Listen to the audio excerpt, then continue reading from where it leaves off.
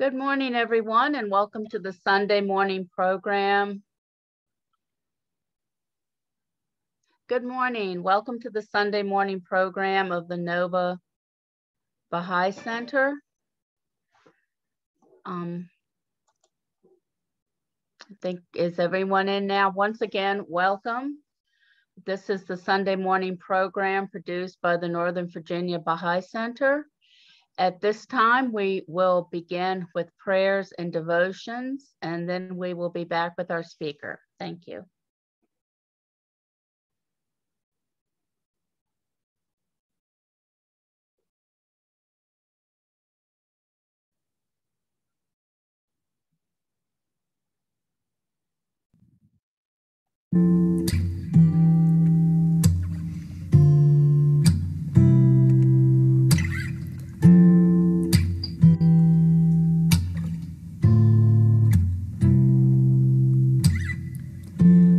Son of man, for everything, there is a sign, there is a sign.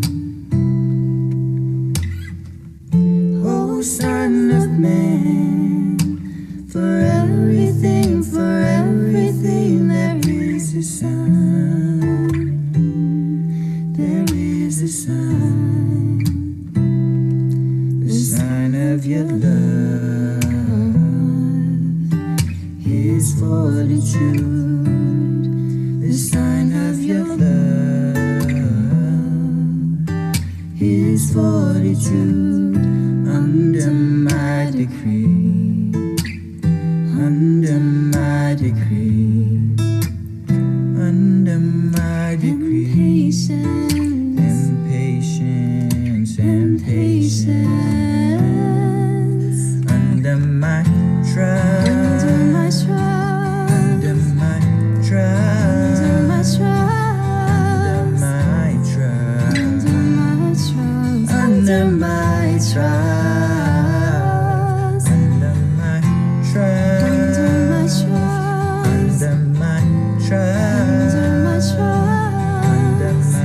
trust, under my trust, under my trust.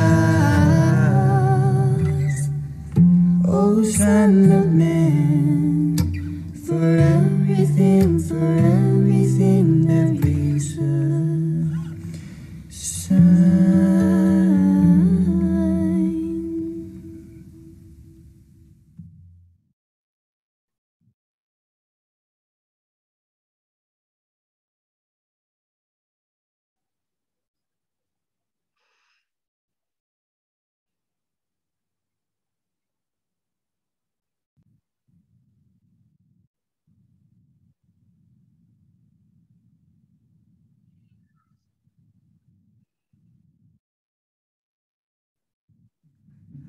I decided I'm not any better than anybody, but I'm not any worse. I'm just different. The same way you are missing the magic in the formula that makes me you and you me, and coming to this conclusion was not as easy as it seems. It's been a long, arduous task, a test of faith on some days, in hopes that someday I'd find something to believe in, and not just when I believed I needed something to help pass life's test or find my damn keys. Before sex and preferences, before race, before any religion created to divide a son I could not have birthed, I am human, I feel, and my blue blood bleeds red. I was born. I struggle the same way you do. It's just a difference in the details that makes us individuals. I worry about a future that's not promised, but in the meantime, before I die, I ask questions like, where do I fit into this world? Who are my true friends? What defines me is important, but more importantly, why? And lately, I've been looking for reasons to smile.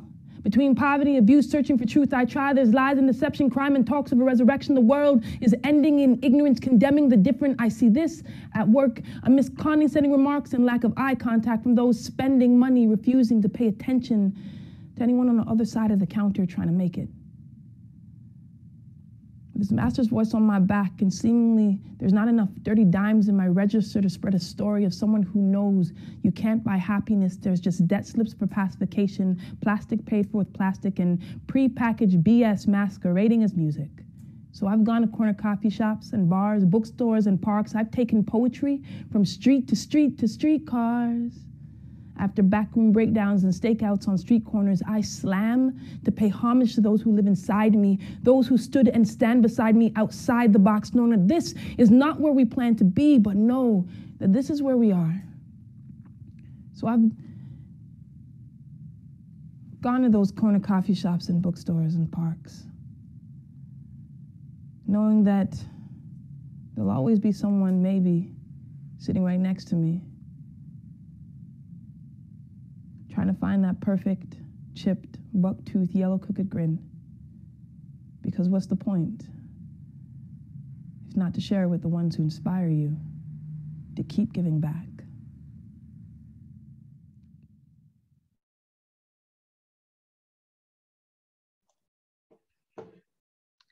Welcome back. At this time, we invite our participants to enable their camera so that our speaker can see you. Our speaker today is Arta Monjazeb. He is an associate professor of oncology at UC Davis. He has a medical degree specializing in radiation oncology and a PhD in cancer biology. He is an internationally recognized expert in oncology and cancer research and has authored over 70 publications in top scientific journals. He's a leader in the field of immunotherapy, which aims to arm the body's own immune system to fight cancer, and he has leadership roles on the National Cancer Institute's immunotherapy committees. He served the Baha'i faith in many roles, including as a travel teacher, assistant to the auxiliary board, secretary of the area teaching committee, junior youth animator, Ruhi tutor, and local spiritual assembly member. His topic today is the power of truth, changing hearts by changing the narrative. Please join me in welcoming Dr. Arta Monjazeb. Thank you so much, and thank you everyone for your attention this morning. A little earlier for us here on the West Coast than you all on the East Coast, but I'm just going to kind of jump into it, and I'm going to go ahead and share my screen here.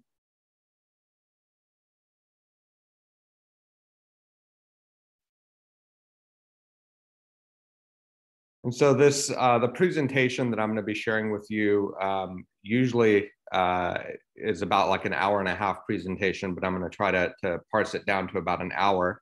So there's going to be some slides that I skip over, and that'll be why. So the talk today, while about unity, it's also really about truth and about changing the narrative that's within our hearts. And the reason why I think this is so important is because in the Baha'i faith, we talk a lot about love and unity, but these things require truth, and they require self-examination. Without truth, justice is not possible. Without truth, love is not possible. And both of these things also require hard work. But we live in a country where information, just as everything else, comes to us easily. You know, if I want to order something for my house, I can just go on Amazon and click a button, and it shows up at my door the next morning. And so we consume our information oftentimes the same way, without seeing the need to dig any deeper. And so I think that's really a lot of what this is about the need for independent investigation of truth, particularly when it comes to matters around racial justice, and not just accepting the narratives that society has given us.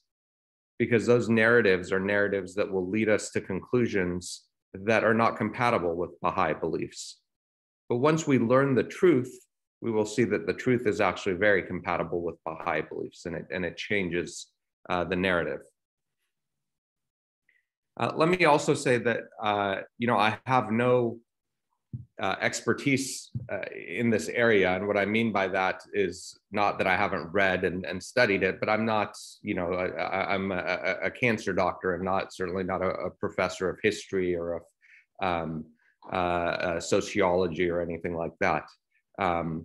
But at the same time, I do this work in part because I think it's the work that we should all be doing, but also because oftentimes my Black brothers and sisters have asked me to do this work, because sometimes if they were to be here and give a similar presentation, we view them as the angry Black person, and it closes our hearts. And I think that's unfortunate, but that's I think that the truth of the matter. Whereas someone like me in the Baha'i community is often reacted to differently. What I do have expertise in is my own prejudices and my own racism, and so that's what I'm going to talk about a lot today, and kind of my experiences and how I've personally learned about the importance of the independent investigation of truth. And oftentimes when we think about racism, we think about, pictures like this, and we think that it's something that certainly doesn't apply to us, and certainly doesn't apply to us as Baha'is. The Baha'i writings make it very clear that there's really no room for racism within the Baha'i faith. We're told that it's the cornerstone of the message of Baha'u'llah, and the oneness of mankind is the cornerstone of the message of Baha'u'llah, and that racial prejudice is wholly incompatible with the Baha'i faith. Abdul-Baha tells us that all prejudices between man and man are falsehoods. And certainly we have a beautiful and diverse Baha'i community. But I think that, one of the issues here is that we think that because as Baha'is we believe in racial unity, that means we have achieved racial unity. And I think these are two different things, right? Anyone who is in a relationship requires that saying that you're in love is not enough, right? Actually being in love, working on a relationship requires hard work. And so while as Baha'is, we have oftentimes, touted our diversity, I think sometimes the unity has not been there to the extent that it could be. And certainly I think we're miles ahead of general American society. But I think the question is, have we reached the degree of unity that Shoghi Effendi and Abdul-Baha called us to within our communities?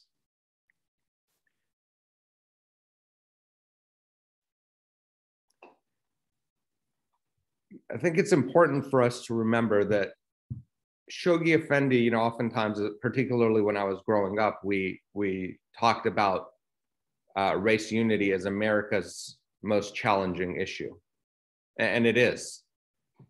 But I think it's important to remember that Shoghi Effendi pointed out to us that it is also the American Baha'i community's most challenging issue, right? So for us to think that it's something that we have resolved, or something that as Baha'is we're absolved with dealing with because we believe in the oneness of humanity, and that somehow we are suddenly immune from this disorder, I think is an important understanding that I had to come to, because I felt that as a Baha'i, okay, I believe in the oneness of humanity, so I can't be prejudiced.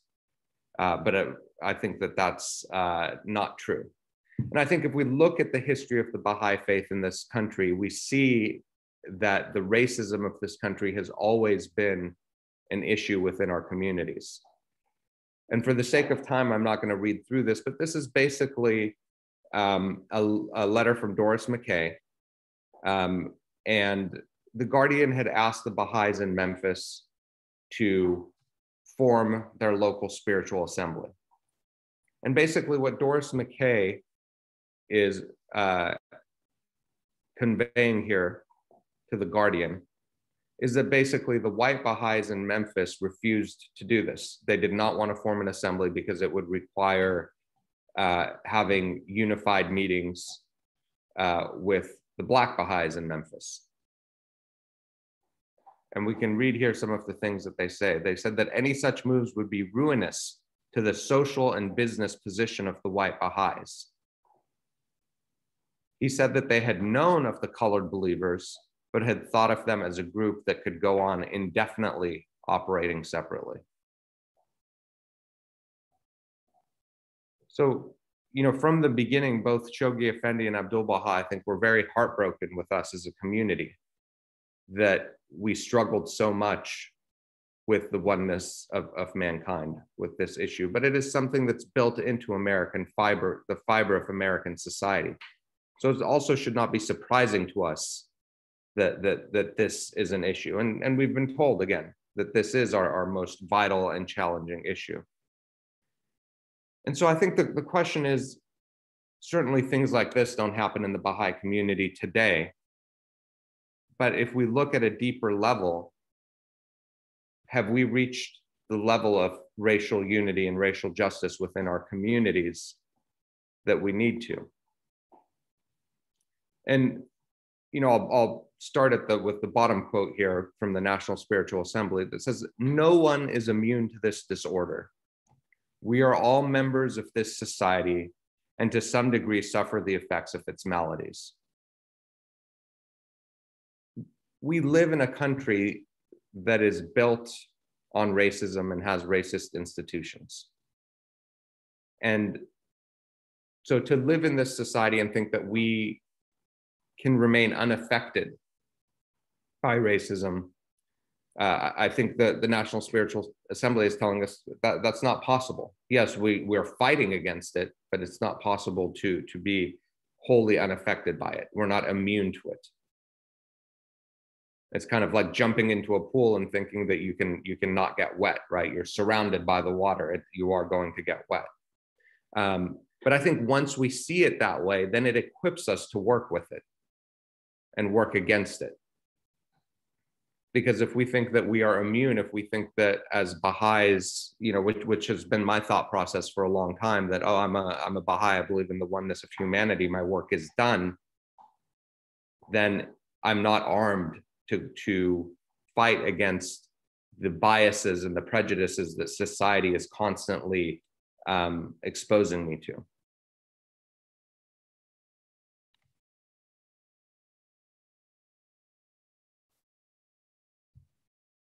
So one of the things that we have to think about within our communities is that, again, we've risen up from a society that is really based in some horrendous acts, right? And there's, I believe that America is the greatest country in the world, but that doesn't mean that both the history and the current ongoings are perfect. And so this is a list of the 21 worst atrocities in history. And this is simply based on the number of people who died. Doesn't take into account things like the dehumanization of people, doesn't take into account things like rape, doesn't take into account things like stealing people's children and selling them. This is just purely based on number of deaths. And what we can see is that, two of the greatest atrocities in human history, the conquest of the Americas and the Atlantic slave trade, is really what America was built on. That's the foundation of America. America wouldn't be possible without those two things. It wouldn't be possible without the genocide and taking the land from Native Americans. And it wouldn't be possible without slavery, not in the form that it's in today. And I'll get to this in a little bit more detail. So, one thing that I do as kind of a thought experiment for myself, and I invite you all to do the same, to evaluate my own, biases, is I think to myself, if I'm to walk down the street at night, and there's a group of youth, walking down the street towards me, a group of young men walking down the street towards me. And if they're Black versus if they're white, how is my gut reaction and my instinct different. And if I'm to be honest with myself, it is different. It's not something that I'm proud of, but at the same time, I think if I don't acknowledge it, if I don't examine it, then I can never hope to resolve it. And so for me, if I'm honest with myself, I see that when I'm walking down the street, my reaction is different because I'm more guarded, more suspicious, maybe a little bit more nervous if it's a group of Black men versus white men. And so I have to examine that and think to myself, well, why is my gut instinct different? Have I had bad experiences with Black people? The answer to that is no, I haven't. So why is my instinct different? Why do I have this prejudice that's there? And so again, I think this goes back to this idea of the unity within our communities. We're working towards unity, but to really, I think, achieve that, the true oneness of humanity that Shoghi Effendi and Abdul Baha and Baha'u'llah have called us to, requires us to examine these biases and to do more than just take pictures that show our diversity, but to really exemplify our diversity in the way that we live our lives, to exemplify our unity in the way that we live our lives. So when I examine, my own prejudices, I think that there's really two parts to it. One is, that I came into this country with my own problems, my own culture, and then I tried to assimilate into white society. So my goals, what I viewed as being kind of societal norms, all of these things were defined for me by white American society. But Shoghi Effendi has warned us against this. He has told us that the American believers, both individually and as an organic community, must under no circumstances be confounded with the characteristics and nature of the people from which God has raised them up. A sharp distinction between that community and that people must be made. So I think my first error was thinking that being like other Americans was my goal, right? Shoghi Effendi has told us not to do that. He's told us that there should be distinction between who we are and the rest of society. There should be distinction between what our communities look like and what the rest of American society looks like. The other thing is that I also came into this country with my own prejudices, aside from the ones that I learned here. And it's important to note that the Atlantic slave trade was not the only slave trade. We see here back on the same list of the 21 worst atrocities in history, that there was also the Middle East slave trade, right? Something that we don't talk all that much about. But the same way that slaves were taken from Western Africa across the Atlantic Ocean to the Americas, likewise, Africans were stolen from Eastern Africa and taken through the Indian Ocean or the Persian Gulf to the Middle East as slaves. So as an Iranian, my history, although it's not talked about, also participated in the slave trade. And to be clear, it's a different slave trade, right? It wasn't American chattel slavery. And it was different also because the children of slaves weren't born into slavery. They were born free for the most part. But having said that, it also creates certain biases within our culture. Because when you view Africans, Black people as slaves, then that's going to naturally create a bias within the culture against darker skin. And this certainly exists within Persian society. I can tell you that when my children were born, one of the things that all of my relatives would say is that, oh my God, they're so fair-skinned, they're so beautiful. And so this idea of being fair-skinned, of having, light skin, light hair, light eyes, as being beautiful, being more intelligent, is certainly a concept that exists in Persian culture as well. So it's a bias that I bring with me from my own culture. And it's certainly something that I see within, the Persian community and within, my own family, and within the Persian Baha'i community as well. Growing up, I had friends and relatives who were dating Black people, and oftentimes I would hear, "Oh, I love Black people, but my daughter or son shouldn't marry one." Right? Or, "Why are Black people so angry? What are they so angry about?" And I'm going to get into this thought process as an immigrant a little bit as well, because I think this is an important one, to think about. This here is just an example. These are Iranians, but clearly of African descent.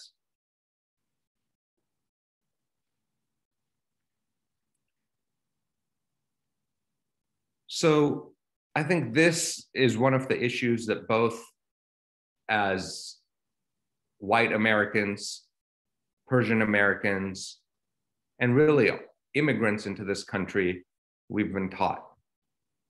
Right? It says we are taught the myth of meritocracy. This underlies the ideology of the United States. Whatever an individual ends up with in life must be what he or she wanted, worked for, earned, and deserved.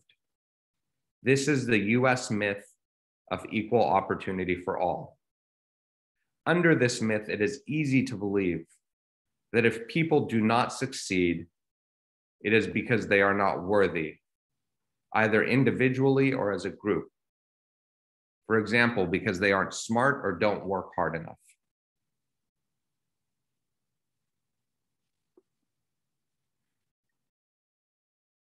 This is from Dr. Joy DeGruy, who, as you all know, is one of our own Baha'i scholars on these issues. And this is from her book called Post-Traumatic Slave Syndrome. If you've never read it, I highly recommend it to you. And she says in there, "How many times have we heard a variation of slavery's over? You are all blessed to live in a nation where all you have to do is pull yourself up by your own bootstraps. Work hard and so become anything you want, even president. So why are you still angry?" And these were my thought processes, particularly as an immigrant, because what I saw was that my family came here with nothing. They came to this country with nothing, and we were able to work hard and be successful. I was able to work hard and go to school and get degrees and, become a doctor, become a researcher, make good money. So what's the problem? What are Black people complaining about? This is a thought process that was going through my head, right? That this idea of, the American dream certainly exists. The only thing standing between us and success is hard work. And that was certainly true for me in my life.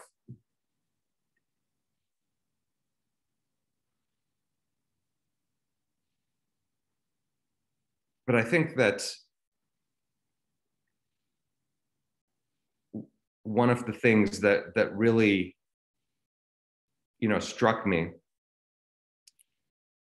is this understanding of white privilege and what that means.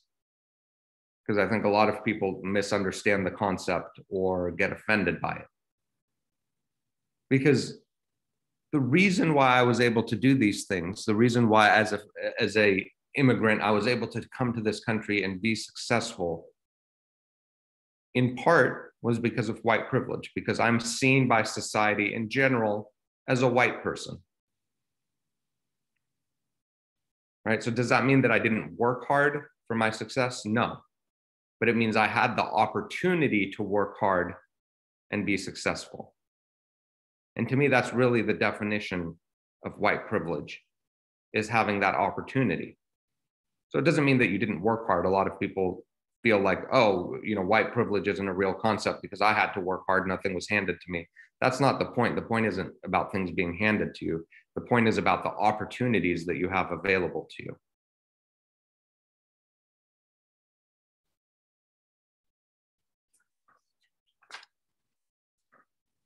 So, I think that this attitude of mine and this kind of lack of vision of being able to see that maybe my experiences, my opportunities that have allowed me success, maybe haven't been there for my Black brothers and sisters, is a very American attitude. And it's something that I adopted. Again, it's this idea of meritocracy, right? That our society is fair, that everyone has equal opportunity. And I'm going to get into the consequences of that belief, in just a little bit here. But I think, one of the things that I see is how this kind of attitude comes into our Baha'i communities, right? And I think that oftentimes what we do is that when our Black brothers and sisters are trying to express to us the truth of this issue, that we shut down the conversation. And we shut it down in different ways. We shut it down by saying things like, I don't see color, right? Which I think is not really a true statement, right? No one doesn't see color. And is also in many ways an ignorant statement, because not seeing color is not the solution.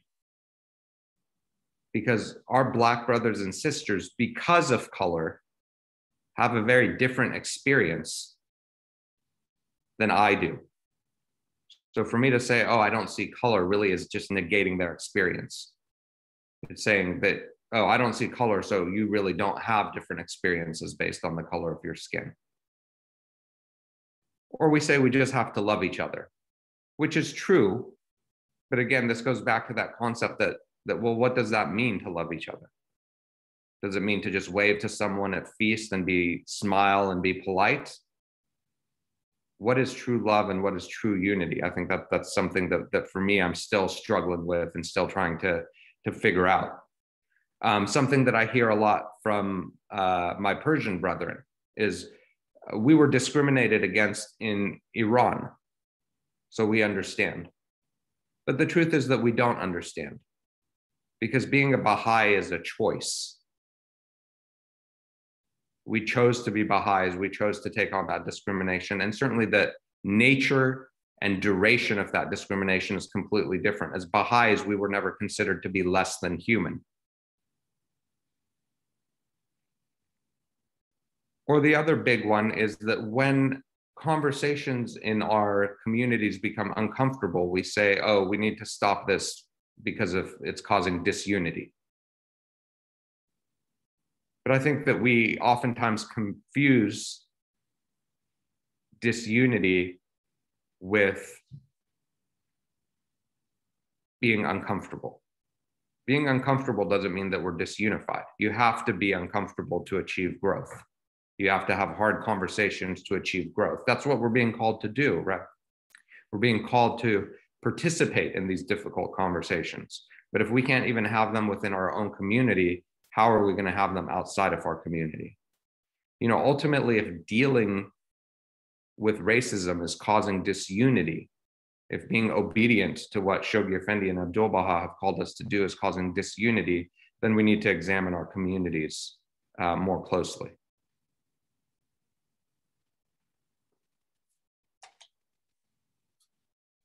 And so, for me, that's really the crux of the issue, is this idea of being able to examine myself and be able to be honest with myself and be able to go places that make me uncomfortable and do work that I don't want to do. Because to me, that's what love is. Love is about sacrificing for the people that you love. And so within the Baha'i community, Shoghi Effendi has told us, and these are two different pilgrim's notes of how critical this issue is, in addition to obviously the advent of divine justice. But Shoghi Effendi tells us that after 50 years in America, there are only 500 Negro Baha'is. And in 1 year, there are over 700 in Africa. I'm sorry, this was Shoghi Effendi saying this. This he repeated several times and said that Abdul Baha warned the believers to solve the racial problem. So these are from Ruth Moffat's Pilgrim Notes. And then Sadie Oglesby in her Pilgrim Notes, Shoghi Effendi told her, "My charge to you is that when you go back to America, tell the friends to look within themselves and find there the reason of so few colored people being in the cause. Until this is removed, the cause cannot grow." And so I think we see this within our communities. I think in the majority of Baha'i communities, if we look to see who is missing, and this is within the United States, obviously not around the world, because our brothers and sisters in Africa are some of the strongest Baha'i communities in the world. But within the United States, if you look at our diverse country and you look at our communities and we look at who's missing, oftentimes it's people of color. Certainly there's pockets within the country, like in South Carolina, where we have communities that are even oftentimes largely people of color. But if we look as a whole, that's who's missing from our communities. And so we have to ask ourselves, why? Why is a religion that talks about the oneness of mankind and that actually honors people of color, why are they missing from our communities? And I think, one of the big issues here is that until this is removed, the cause cannot grow. Because we see that in many parts of the world, the Baha'i faith is flourishing. But in the United States, the number of Baha'is actually shrank the previous year. So I think if we want kind of clear evidence that we're not doing what we're supposed to be doing, I think that's as clear as it gets, right? Shoghi Effendi tells us, until this is removed, the cause cannot grow. And we're seeing that here in our country, the cause is not growing.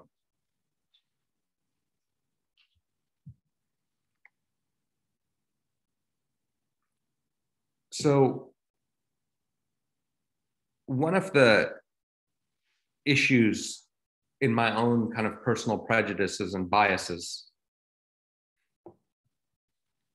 was what I learned from American society, right? What I learned from American society, what I learned in school, what television and media and movies and everything taught me. And literally in school, we had, a day that we talked about slavery, even though it's one of the most important aspects of American history. We spent, in all of my education through high school, we probably spent one day on it. And what we were taught was that, yes, slavery happened and it was probably bad. But then, we had Abraham Lincoln and the slaves were freed, and then we had Martin Luther King, and now everything is okay. And so that's the history that I was taught, and I believed it. And so when I believe that history, then it brings me back to that idea of meritocracy. Of, okay, well then, slavery was so long ago. Why are Black people in this country complaining? Why are they still complaining about that? Let's just get on with it. Let's love one another and let's just get on with it, right? But I think if we dig a little bit deeper, we can actually find the true history of what happened in this country. And the sad part is that you don't have to dig very deep to figure that out, but you just have to be willing to do a little bit of work. You have to be willing to just step out of that mainstream information that we're given and actually do the independent investigation of truth that we are called to do.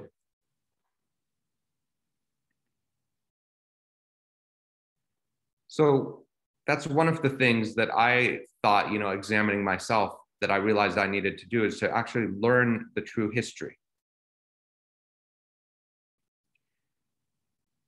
Because when I look at American society, I see that really any metric that I use as a measurement, I see that Black people are lower.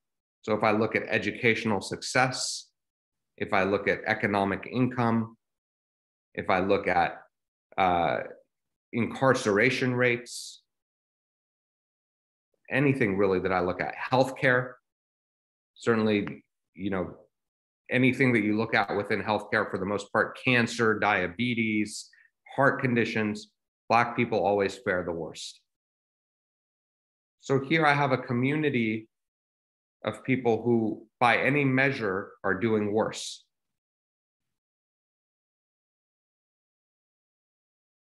And yet I live in a society that I believe to be just and that has equal opportunity for all people.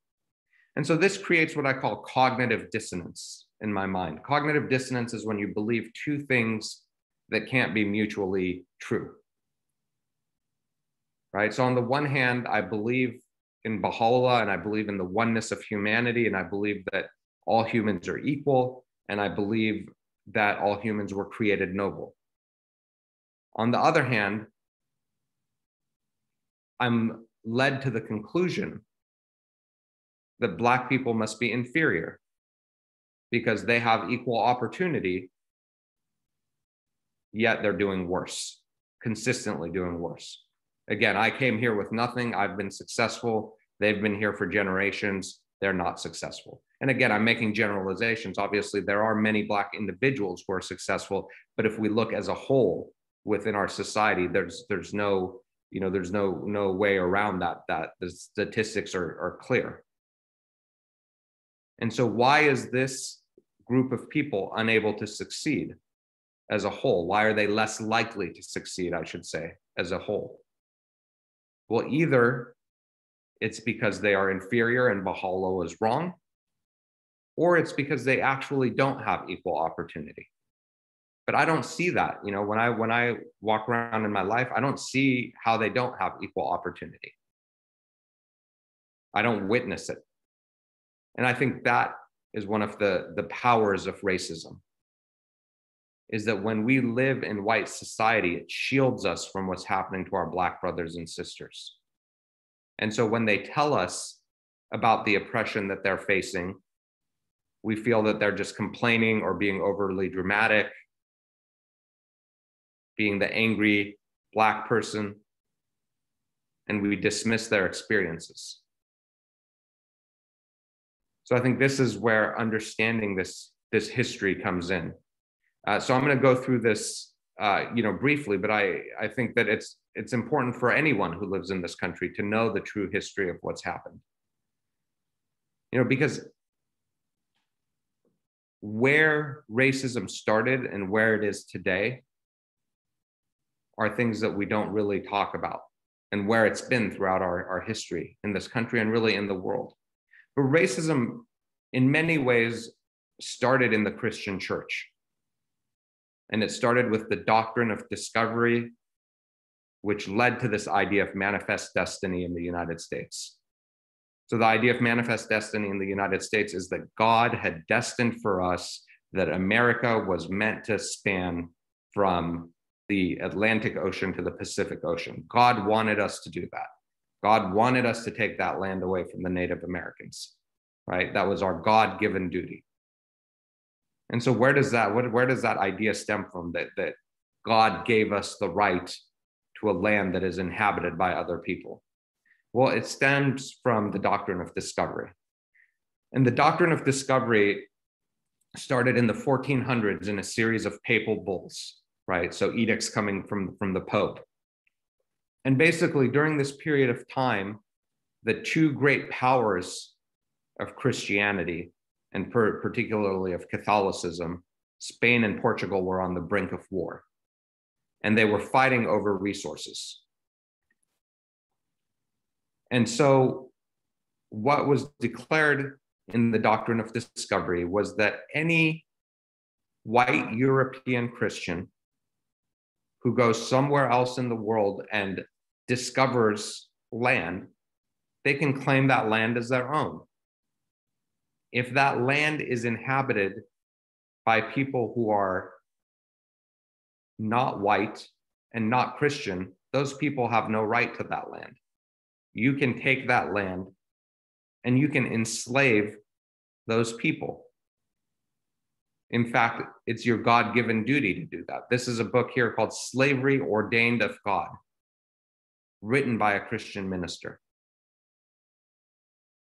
Because the idea was that non-European Christians, I should say non-European, non-Christians, were savages. They were less than human. And so going and taking their land is fine. They don't really have a right to that property. Going and taking their resources, the colonization of Africa, that all of that is, acceptable in the sight of God. And slavery is acceptable, because by slavery, you can teach them about Christianity and you can stop them from being so barbaric and so savage. So this is the history that we don't oftentimes talk about, but this is where colonialism started. This is where global anti-Blackness started. For hundreds of years, when manpower was the most important resource in the world, we stole that manpower from across the African continent. And then we ask today, well, why is Africa economically behind many other parts of the world?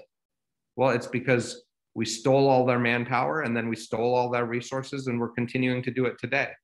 It's like cutting off someone's legs and then saying, why can't they walk? I mean, it's really absurd when you think about it. But many people say that. Many people say, well, look, it's not just this country, look at Africa. They're behind most of the world economically. So there just must be something wrong with Black people in general, not looking at their own actions that caused those outcomes.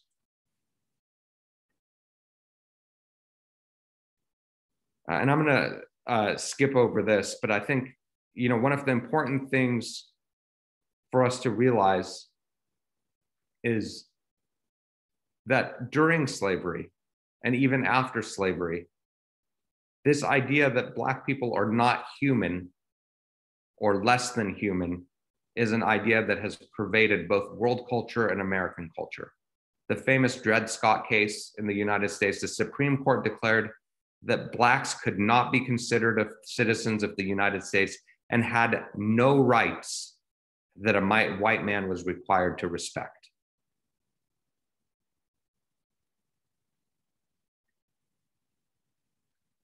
But what happened after slavery? So is what I was taught, is that true, that Martin Luther King marched and then everything was good? Well, we certainly know about Jim Crow and this idea that Blacks are still less than whites, right? That a Black is 3/5 of a white person. But there's so many other things that have happened. And when we examine this history, it changes the narrative, right? It changes the narrative from what is wrong with Black people to how have Black people managed to be so successful despite everything that we've done to them, right? It changes it from a thinking that they're inferior to becoming fond of their attributes and how they've been able to endure so much through so many generations and remain as people of strong faith and to love this country and succeed in this country despite everything that's happened to them. So many people talk about patriotism in this day and age. But to me, the true patriotism, if you want to see it, is the patriotism of African Americans. Because despite everything that's happened in this country to them, they still love this country. During World War II, Black people fought in World War II, risked their lives for this country. But when we took Nazi prisoners of war and they were being taken back to prison on the trains, our Black soldiers were forced to stand on those trains and give their seats up to the white Nazi prisoners. Can you imagine that? Fighting for a country that sees you as less than the enemy that you were fighting against.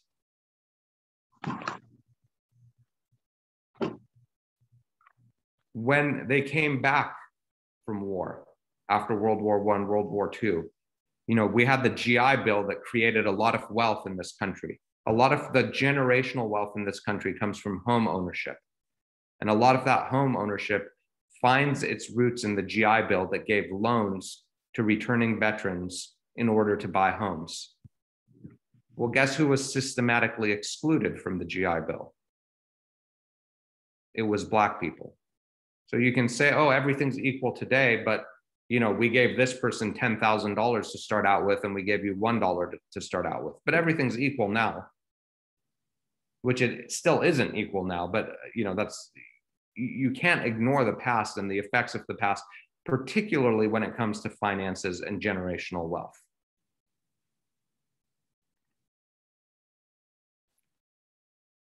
This is an example here of redlining. This is, since you all are in Virginia, we're looking at Norfolk, Virginia here.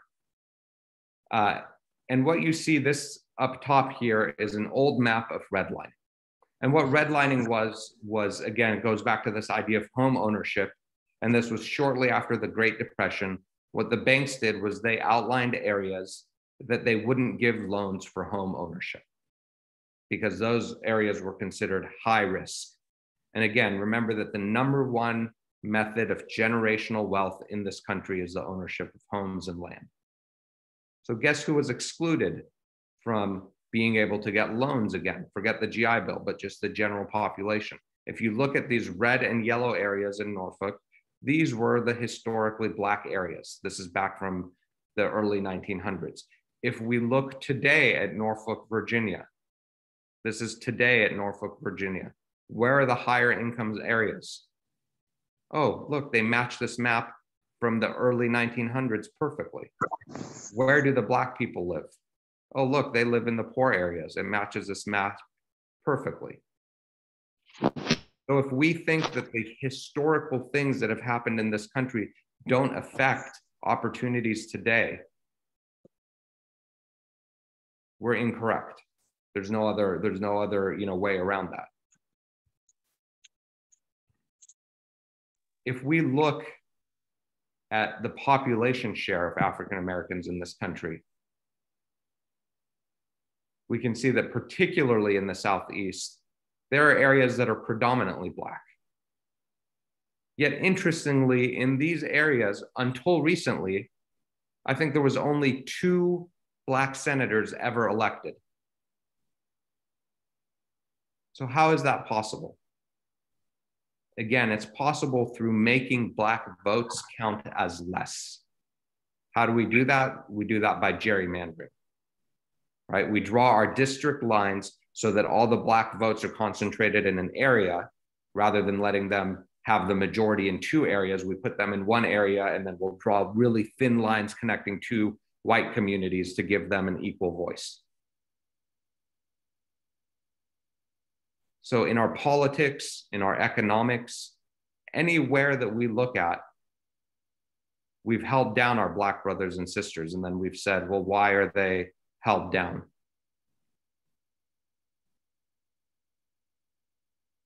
Despite this, despite everything that we've done, Black people in this country still built thriving communities. Throughout this country, in Tulsa being the most, I think, well-known example, but over and over again, Wilmington, Chicago, in numerous different parts of this country, we had thriving Black communities. And what they did was they basically said, fine, you don't want us to be part of general American society, we won't be.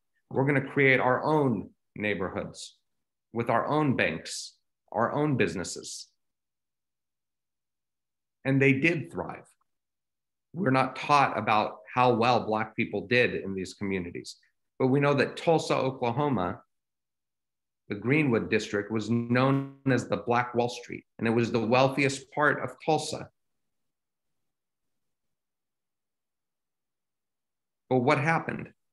What happened to these thriving communities? Well, as white people, we didn't tolerate this. So we intimidated Black people by lynching them. And we like to think in our heads that lynching is something that only occurred in the South by the Ku Klux Klan. But this is a picture here of a lynching. And out of respect, I've hidden the bodies of the people who are being lynched. But what you can see is that this was not the Ku Klux Klan. This is well-dressed, average Americans posing with the bodies of lynched Black people for a postcard that they would then send to their relatives. Lynchings happened throughout this country. Even here in California, there were lynchings. This was not something that was limited to the South. Oregon, which is just north of California, was created as a state for white people. And if you were Black or Native American and you were out after dark in Portland, you could be arrested or killed. That was the law. Yet we say that after slavery, oh, everything was equal. This is Tulsa, Oklahoma, the Greenwood District. And you can see that it was a thriving area. But in one night, Tulsa, Oklahoma was destroyed. And it was destroyed by an angry mob of white people who were actually armed by the police and the national military of this country. The National Guard armed the white citizens. And they went in and they destroyed this area. It is the only time that American citizens have been bombed on American soil by Americans. Puerto Rico also was bombed, but I'm talking about the continental US. They actually took planes and bombed the Black neighborhood. White mobs went in, and in one night, killed over 300 people. And this is what was left.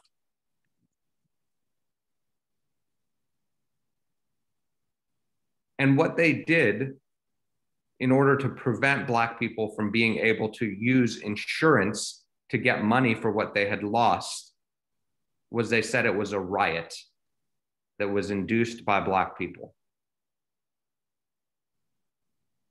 So you can see that even when Black people split aside from our society and succeeded on their own, our society did everything within its power to keep them down through extreme violence. And yet they're the ones that we've labeled as being violent. They're the ones that in my mind, when I walk down the street and I see a group of youth walking towards me, I'm worried that those Black youth are going to be violent. Yet if I look at the history of this country, violence has always stemmed from one side towards the other. And that's always been white towards Black.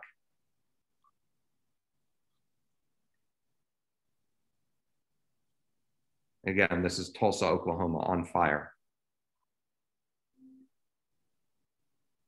And these things, these types of behaviors, it's interesting, in the recent Universal House of Justice letter, it warns us that racism will continue to find new ways to manifest itself. They describe it perfectly, that it will just transform and find new ways to manifest itself until in society, until we can change hearts. And that's exactly what's happened. So again, after this, in the 60s and 70s, Black communities began to thrive again. We had strong urban centers of Black wealth and Black power. And this led to things like the Black Panthers. But what did we do? Our country initiated what was called a counterintelligence program. Again, something that we're not taught about. But the CIA actually infiltrated Black neighborhoods as if they were terrorists. And they executed the leaders in their homes. They shot people in their homes without any type of justice, without any court decision, anything like that. This is a well-documented history in the 60s and 70s that Black leaders were killed in our country by our own countrymen, by the government, because Black power is something that we've always feared. This continues today, again, reformed as the war on drugs and mass incarceration. We call America the land of the free, but statistically, we are the least free country in the world. 1% of our population is in prison. So whether you look at pure numbers or whether you look at it by percentages, there is no country in the world with more unfree people than us here in the United States.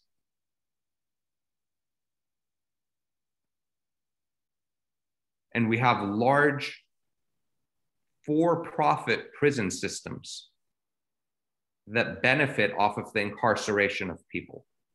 And guess who's disproportionately incarcerated? Yes, Black people. It's slavery all over again, just in a different form. You lose your rights as a prisoner, you're incarcerated as a prisoner, and these private entities are making money off of you in two ways as a prisoner. They're making money off of you because the rest of society is paying their tax dollars for those people to be imprisoned, for 1% of our population to be imprisoned. And additionally, when you're in prison, there is forced labor. Again, that those private prisons are benefiting off of. This is from Michelle Alexander, who is also a Baha'i. She says, African Americans, in her book, The New Jim Crow, which I also highly recommend to you, African Americans are not significantly more likely to use or sell prohibited drugs than white, but they are made criminals at drastically higher rates for precisely the same conduct. This is a proven fact. This is not someone's opinion. This is statistically true.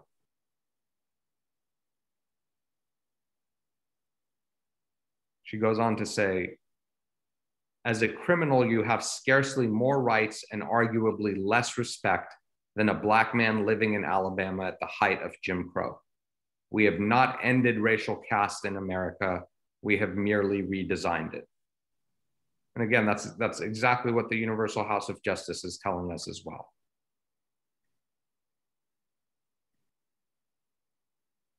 So the question is why? During slavery, okay, slavery was done obviously for profit, right? And it was also done because people thought that, that was their God-given right. But why now? Why does this continue today? Why is it still part of our society? Why is it interwoven into the fabric of our society? Why is Black power so feared in our country? Well, if we look at this historically, and this is from Dr. Derek Smith, another Baha'i, in his essay, Centering the Pupil of the Eye. From the earliest days, Europeans labeled Blacks as vicious, as being thieves, as vengeful. From the very early, so this is the first encyclopedia, and this is the way that Blacks were labeled. So can you imagine going to a country, killing people, enslaving them, taking their land, and then calling them vicious? All right, so why do we need to do that? We need to do that because how else can you justify what we've done? If Black people are not vicious, if Black people are not less than human, then how can we justify the way that we have treated them? We cannot. So the only way for us to justify our own behavior in this country and throughout the world, the behavior towards Black people in this country and towards Africans throughout the world, is to consider them less than. Because if they're equal, then what we've done is unspeakable, right? So we call them violent to mask our own violence. We call them lazy to mask our own laziness. This bottom quote here is from Thomas Jefferson, right? One of our founding fathers. And this is still in the psyche of the United States today. It says, deep-rooted prejudices entertained by the whites, 10,000 recollections by the blacks of the injuries they sustained, new provocations, the real distinctions which nature has made, will divide us into parties and produce convulsions which will probably never end, but in the extermination of the one or the other race. This is why we fear Black power. Because our founding fathers told us that if we give them power, they're going to exterminate us. This is still very much in the psyche of the United States today. Even though historically, what we see is that all Black people have fought for is justice and generally have fought for that peacefully despite our violence.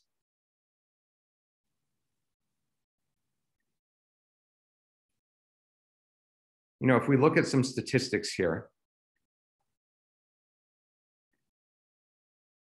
this is going back to this idea of violence and being criminals. If I look, this is the rate of violent crimes, murder against white people. As a white person, I'm far more likely to be killed by another white person than by a Black person. Yet somehow, TV, news, my education has convinced me of the opposite, that I'm far more likely to be killed by a Black person than by a white person. The same statistics hold true for violent crimes. If we look in this country at your odds of being a millionaire, you can see that white or white adjacent, people who are Asians, Persians, we do well, but much, much lower for Hispanics and Blacks. This is really important because one of the things that I thought is, well, look at me, I worked hard in school and I got an education and I was able to be successful. If Black people valued education more, then, they could also be successful. Now, if we look, yes, increasing education does improve the median household net worth for Black people, but not nearly as much as it does for white people. And you can see that someone who is Black, who has finished college, still has a less household net worth than a white person who didn't even finish high school. So the idea that education alone is the solution is also a myth, because there is unequal opportunity in our society once you have that education. Yes, education creates more opportunities for Black people, but not nearly as much as it did for me. It's not the same opportunities.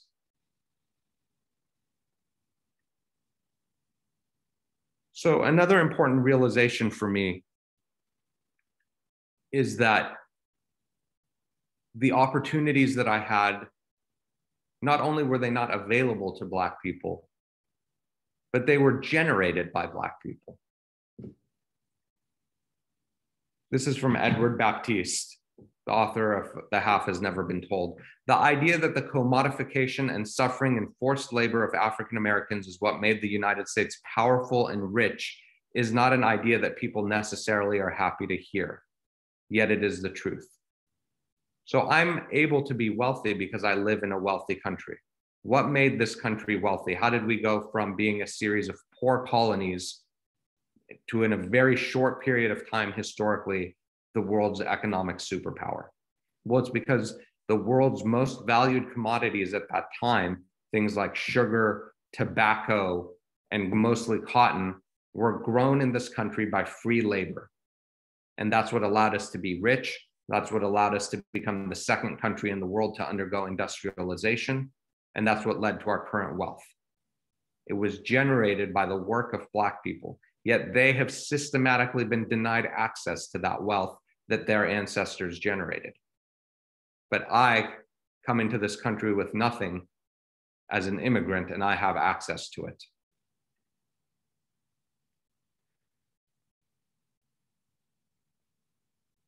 So once we learn this history, I think it really kind of lights a fire underneath us that we have to do something. And I think that the first thing that we have to think about as Baha'is is, well, what if we don't do what we're supposed to do? What if we don't meet this vision that Abdul Baha and Shoghi Effendi laid out for us? What if we're unable to transform our communities into what they're supposed to be? And Abdul Baha told us in no uncertain terms, that the foundation of the prosperity of the world of man will be destroyed.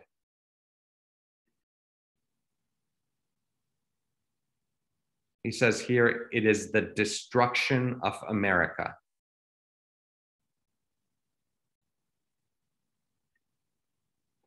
You know, before that might have seemed like an outlandish statement, but I think now, with what we've witnessed in history, it doesn't seem that far-fetched that this issue is going to lead to the destruction of America, and that we're the only ones that have a way to mitigate that. And that's why this work is so important. You know, we know that the American Baha'i community has a very special spiritual destiny. Abdul Baha tells us that the continent of America is in the eyes of the one true God, the land wherein the splendors of his light shall be revealed, where the mysteries of his faith shall be unveiled. He says that when the racial elements of the American nation unite in actual fellowship and accord, that this will be the sign of the most great peace. So the peace of the planet depends on us dealing with the racial problem here in this country. And this is why this issue is so stressed in the Baha'i writings. This is why Shoghi Effendi refers to it as our most vital and challenging issue, because this is the foundation of peace throughout the world. This is the special work. This is why the destiny of America is so important. It's all linked to racial justice. And yet within our communities, oftentimes we'll say, well, why does everything have to be about racism? Why does everything have to be about racial justice? Shoghi Effendi tells us the invincible army of Baha'u'llah, who in the West and at one of its potential storm centers is to fight in his name and for his sake one of its fiercest and most glorious battles. And certainly we know we're not talking about, when he says fight here, we're not talking about material, but this is a spiritual fight. It's a fight about changing ourselves and changing our society and changing our communities. In the Advent of Divine Justice, Shoghi Effendi gives us the very special designation as the spiritual descendants of the dawnbreakers, that we must usher in, not by our death, but through living sacrifice, the world order of Baha'u'llah.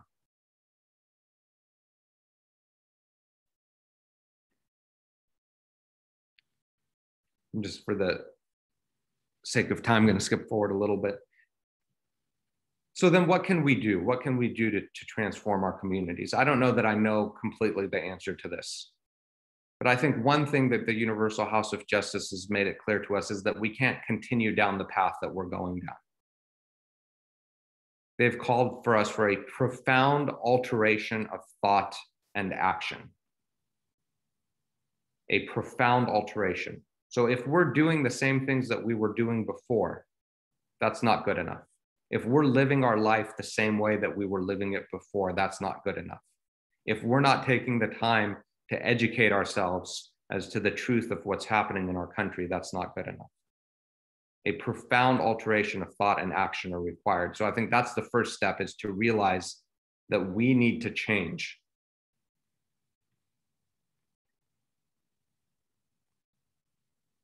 Shoghi Effendi tells us that a supreme effort is required. So let the white make a supreme effort in their resolve to contribute their share to the solution of the problem. I can't speak for anyone else, but I can, be very honest and tell you that I haven't made a supreme effort. I'm making efforts, but I haven't made a supreme effort. So I need to think about, what does that mean, a supreme effort? Shoghi Effendi tells us, again, this goes back to this idea of why does everything have to be about race? He tells us that it should be demonstrated in every phase of our activity in life, whether in the Baha'i community or outside it, in public or private, formally as well as informally, that it should be deliberately cultivated. So again, we need to think about how are we going to incorporate working towards racial justice in every aspect of our lives. Other things that Shoghi Effendi calls us to are ceaseless exertions, sacrifices, care and vigilance, moral courage and fortitude. And remember, in the previous quote, he said, living sacrifice. It means that every day we have to wake up and sacrifice ourselves. Sacrifice our own comfort, sacrifice our own well-being to work for this issue. It says, on the distance they cover and the manner in which they travel that road, right? This is the road towards racial unity, must depend to an extent which few among them can imagine the operation of those intangible influences which are indispensable to the spiritual triumph of the American believers. So what I did for myself was I created a personal action plan. And this is my personal action plan here. But my first thing is kind of what I'm doing here today is to educate myself, reflect on my own racism, and then also to educate those around me. To take action, to not be colorblind, to listen and hear the voices of my Black brothers and sisters within the American Baha'i community, to increase social interactions.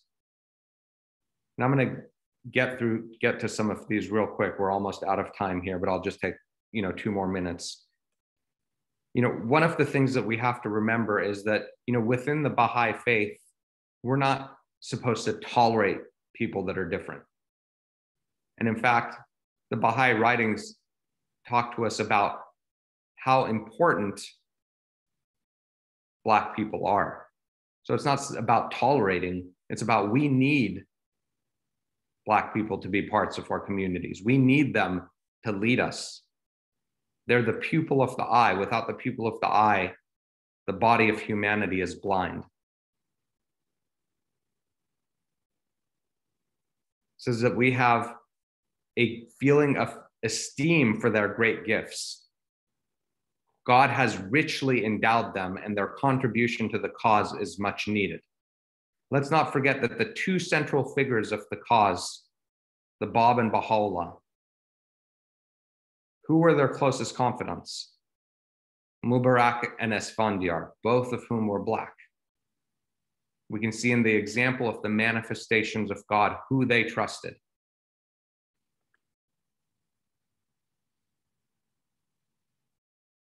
Abdul Baha tells us that Esfandiar is who Baha'u'llah entrusted with his secrets. The Bab tells us, and I don't have the quote here, that oftentimes we credit the Bab's uncle with raising him. But in a recently translated tablet, the Bab says, is praising Mubarak for being the one who raised him.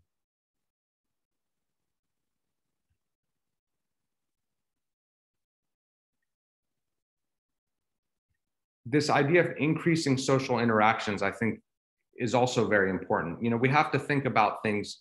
I live in a wealthy white neighborhood, and I consider my neighborhood to be safe.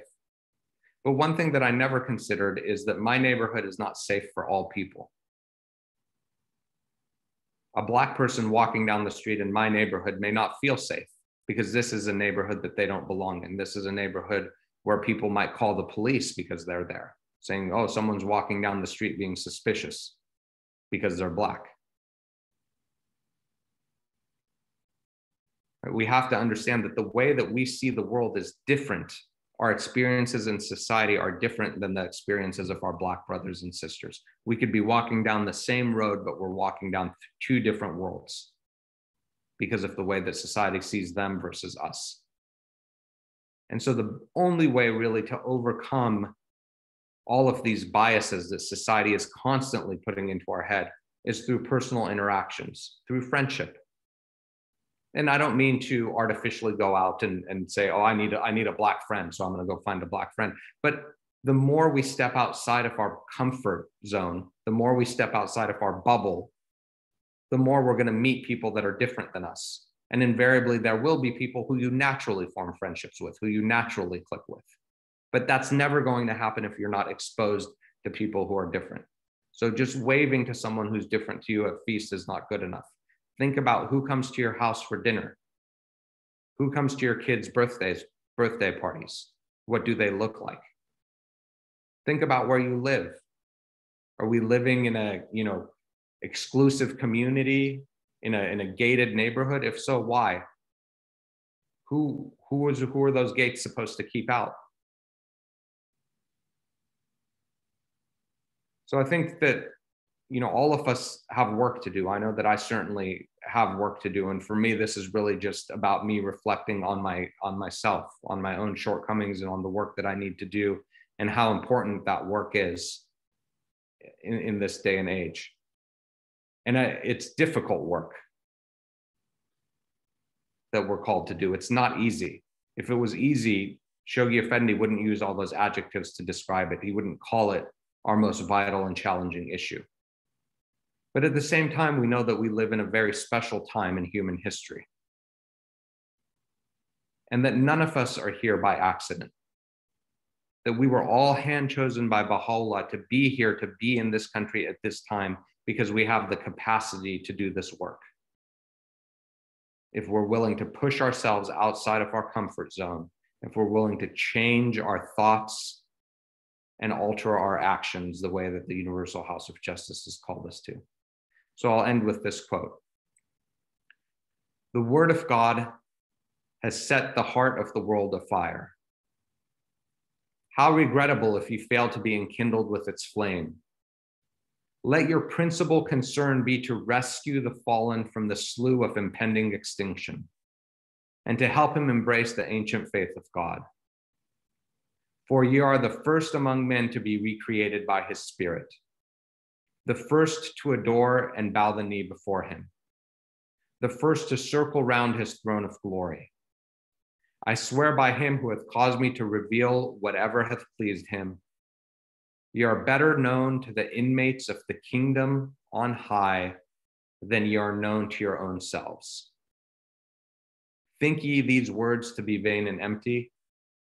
Would that ye had the power to perceive the things your Lord, the All-Merciful, doth see, things that attest the excellence of your rank, that bear witness to the greatness of your worth, that proclaim the sublimity of your station.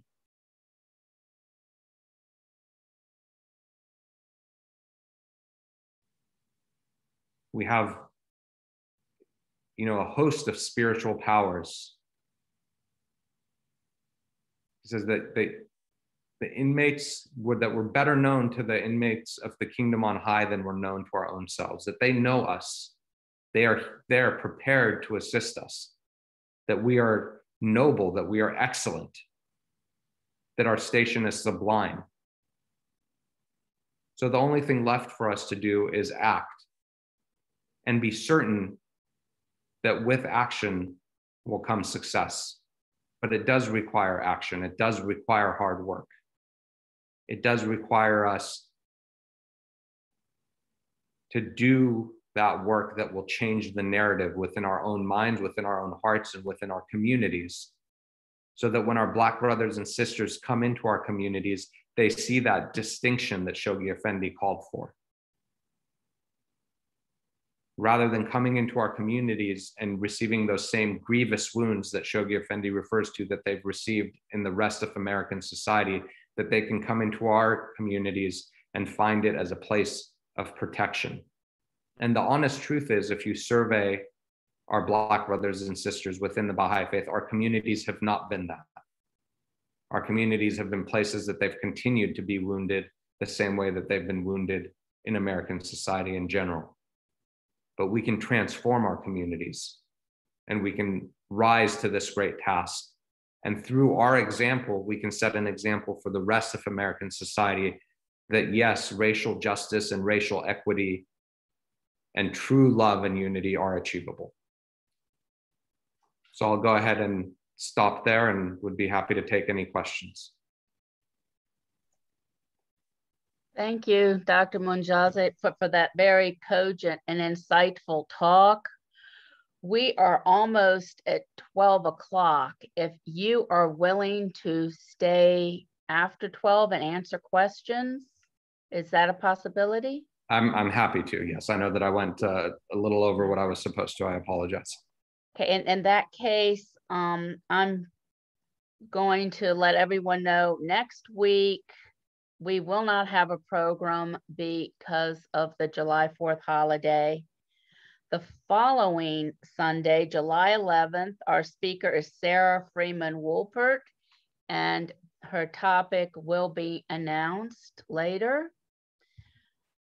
At this time, Ismail is going to do our closing prayer for us, and then whoever wants to stay can stay and talk with you more.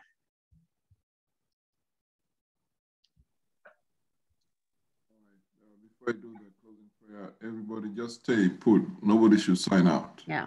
Because we have a wonderful speaker that's going to give us some insightful, answer insightful questions.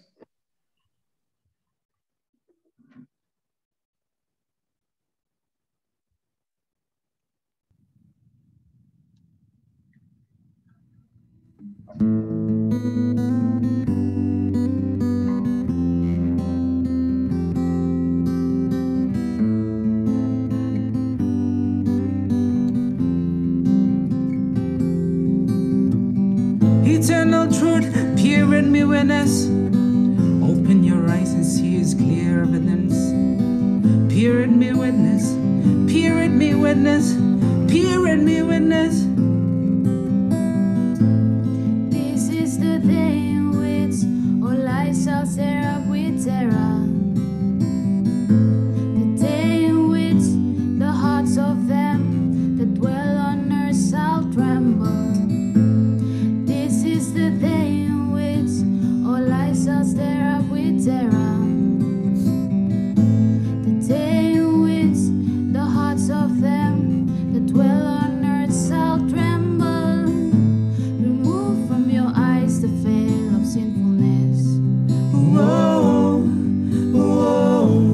Turn your faces towards the beauty. Whoa, whoa. You in the dark mind of men and awaken the torment soul. Oh, oh, whoa, whoa.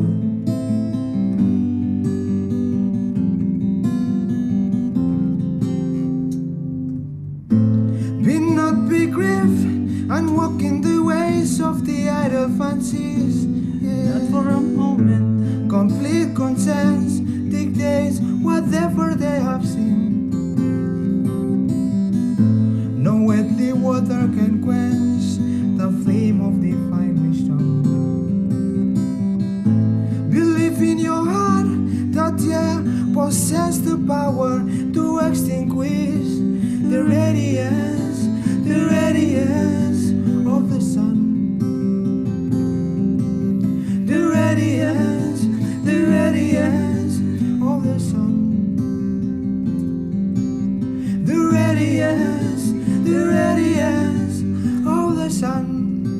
Yeah. Unrestrained as the wind, steadfast in this path, so that every trace of worthy desires will be washed from thine heart. Let your exertion and fall increase 1,000-fold. Let your exertion henceforth increase 1,000-fold. Let your exertion henceforth increase 1,000-fold. The radiance of the sun. The radiance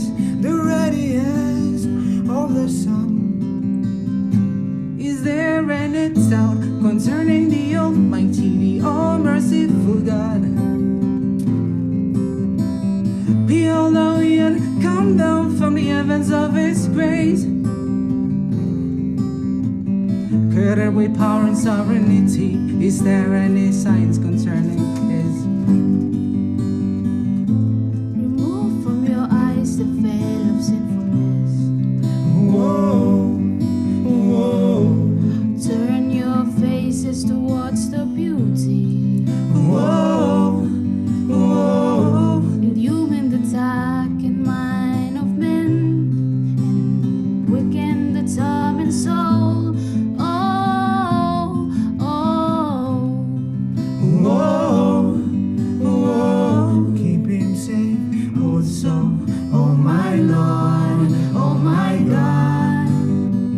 Keep him safe, also, oh my Lord, oh my God. Keep him safe, also, oh my Lord, oh my God. Keep him safe, also, oh my Lord, oh my God.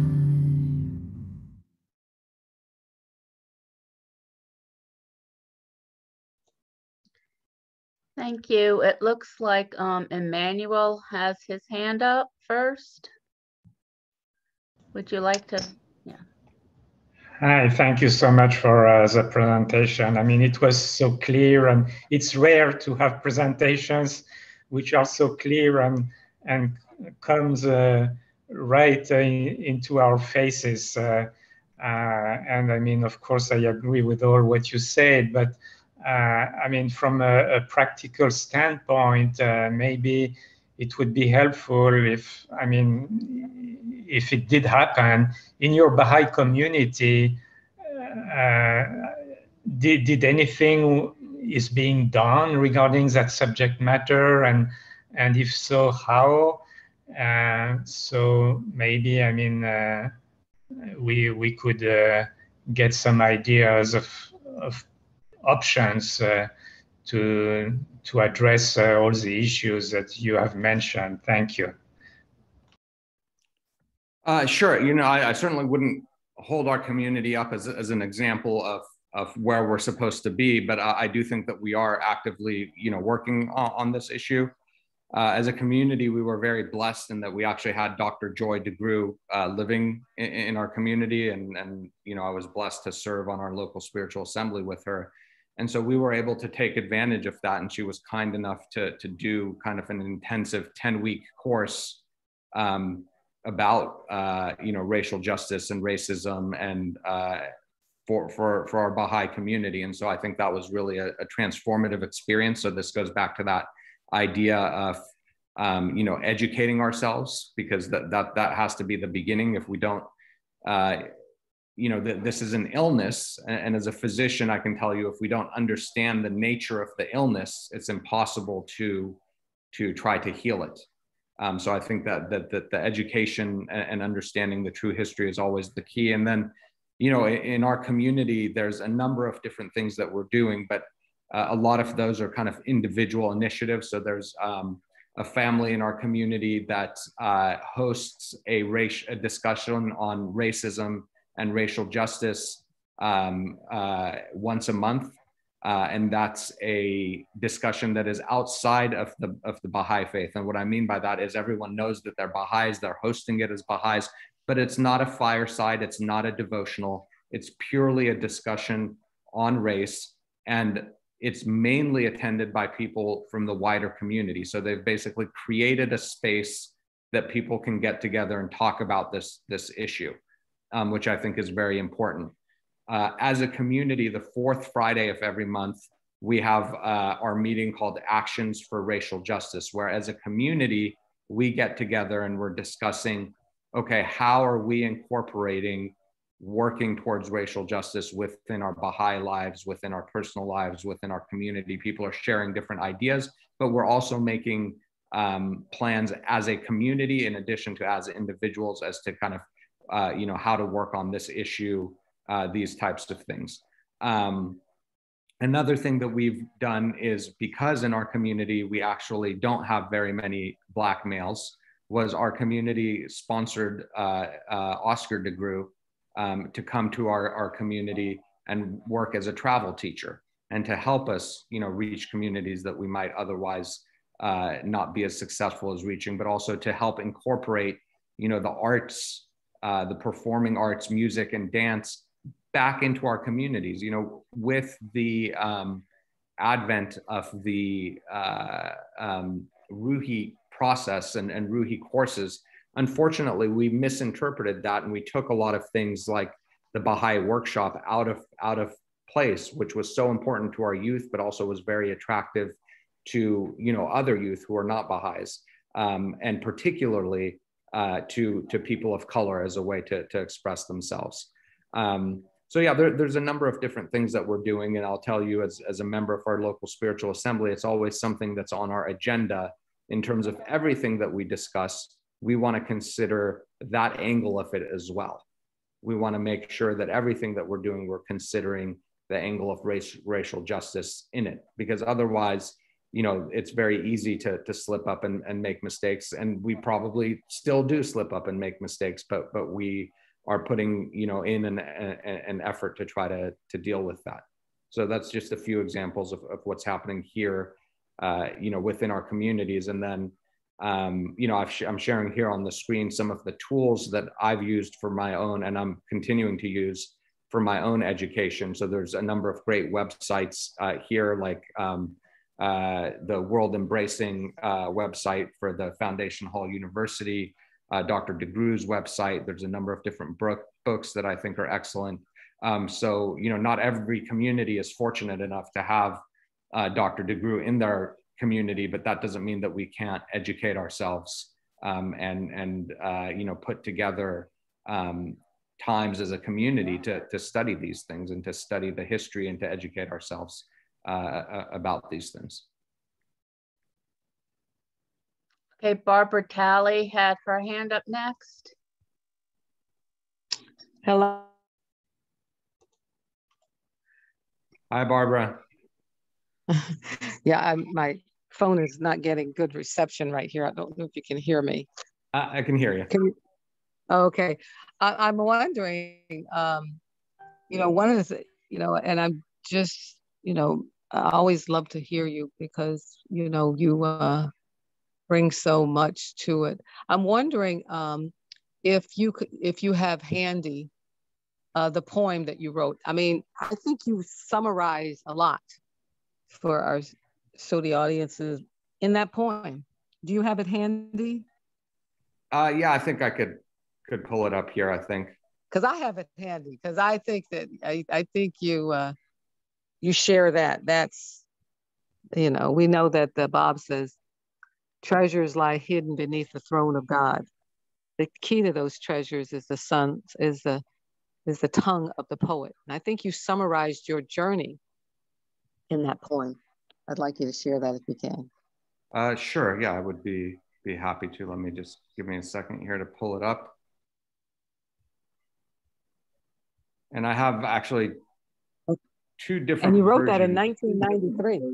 Yeah, I wrote it in 1993, and then I recently changed it around just a little bit. It's basically the same poem, but it just changed it around a little bit. So yeah, so this is a poem that I wrote that it's called Immigrant, and it's really kind of about the experiences that I was just talking about of assimilation into America and into white culture. Where were you when we were told, they asked me, that this is the land of gold, the land of the free, the home of the brave. Don't question it, just try to fit. We're not blind, you just see things a different way.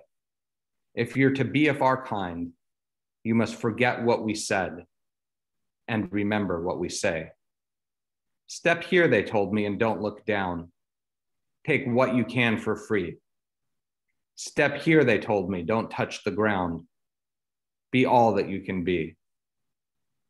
Step here, they told me, it's this way to the promised land, and you must never look down.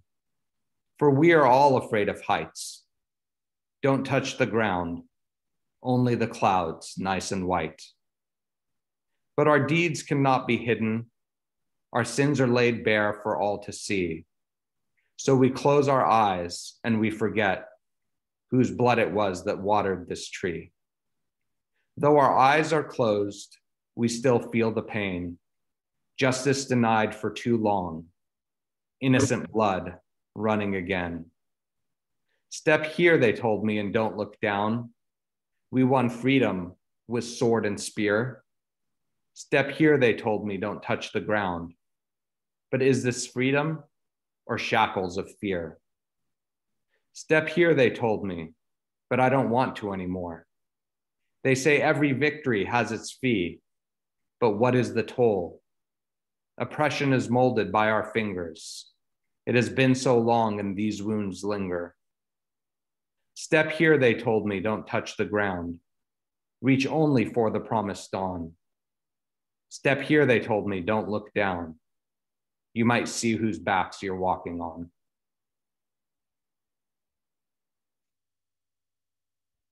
Wow, thank you. I think that would, it sums it up. Just come here, reach for the goal, and the gold is the gold. And don't look at whose blood, sweat, tears you're standing on. Don't look at civil rights. Don't look at the inner city. Don't look at the redlining. Don't look at the sundown towns. Don't look down. Don't look down. And I thank you, Arta, for telling people. I know you're telling me that's how I survive. That's how I will get rich. That's how you will accept me. If I don't look down, and if I look down and see whose backs I'm standing on, whose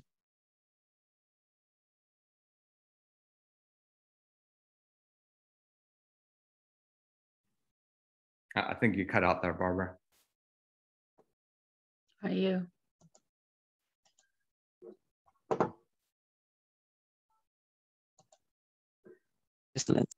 when that bright vision of yourself that you want to feel like you're so right and so white and so bright and everything, and all this darkness out there is because of people not reaching, not doing the work you've done. When you step outside of that, as you have been doing, you give, you first of all, you set yourself free from those shackles of fear that you talked about, but also you allow yourself to change. And so I thank you for being one of those shining examples that gives hope that, there is possible change for people who have become so comfortable with the untruth and so comfortable with the untruth and so uncomfortable with truth. Thank you, Arta. Thank you. Thank you for those generous comments. I think, sometimes when you're starting at the bottom, there's a lot of room to grow. So.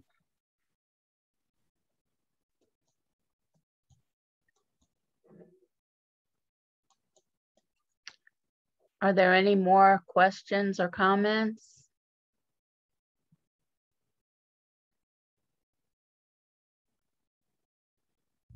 Oh, Ismail has his hand up.